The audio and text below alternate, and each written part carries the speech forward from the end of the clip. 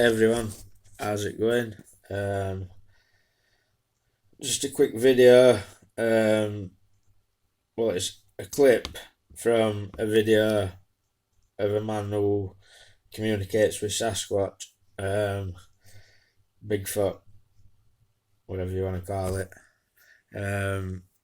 Asked it some questions about shape of Earth, and it seems like Sasquatch is smarter than a glober. What marbles do they like best? Yeah, like I said, if you, because I'm kind of trying to scroll through this and pay attention with the caps, the questions. I'll try and keep the questions in caps. As far as marbles, it's been everything and anything, but blue marbles have been very predominant. I don't know if that has anything to do with anything. I've seen people mention, that maybe it has to do with the Earth. I'll say no to that because of stuff I've asked them and drawings I've been given. This is way out there, so I'll say this anyways, but it is way out there. At one point, I had asked a question about the Earth, shape of the Earth, and I had drawn a circle on the chalkboard, and I drew a straight line, and I said, "Is the Earth flat or round?" And they drew an arrow to the flat line.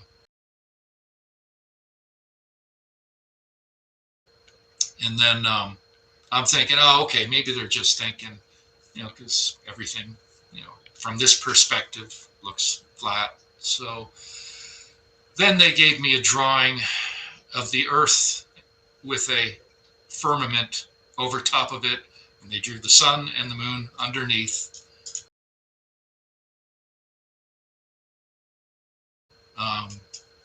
So that kind of changed my perspective a bit.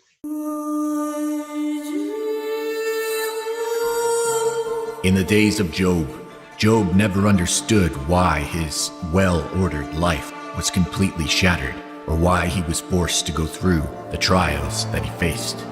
Job had been seeking an audience with God because he had questions for him. Finally, God appears to Job in a whirlwind, but not with the answers he was looking for. The questions that God asked Job humbled him. May we also be humbled by the words of an almighty God, that we may stand firm in our day of trial, and let God be God. Job 38. Who is this who darkness counsel by words without knowledge? Now prepare yourself like a man. I will question you, and you shall answer me. Where were you when I laid the foundations of the earth? Tell me if you have understanding. Who determined its measurements? Surely you know. Or who stretched the line upon it? To what were its foundations fastened?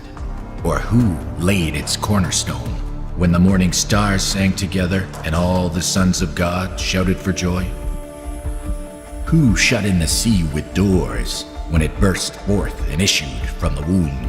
When I made the clouds its garment and thick darkness its swaddling band?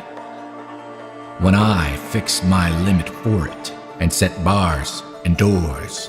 When I said, this far you may come, but no farther, and here your proud waves must stop? Have you commanded the morning since your days began, and caused the dawn to know its place, that it might take hold of the ends of the earth, and the wicked be shaken out of it? It takes on form like clay under a seal, and stands out like a garment. From the wicked their light is withheld, and the upraised arm is broken. Have you entered the springs of the sea? Or have you walked in search of the depths? Have the gates of death been revealed to you? Or have you seen the doors of the shadow of death? Have you comprehended the breadth of the earth? Tell me, if you know all this. Where is the way to the dwelling of light? And darkness, where is its place? That you might take it to its territory, that you may know the paths to its home. Do you know it because you were born then, or because the number of your days is great? Have you entered the treasury of snow, or have you seen the treasury of hail, which I have reserved for the time of trouble, for the day of battle and war? By what way is light diffused, or the east wind scattered over the earth?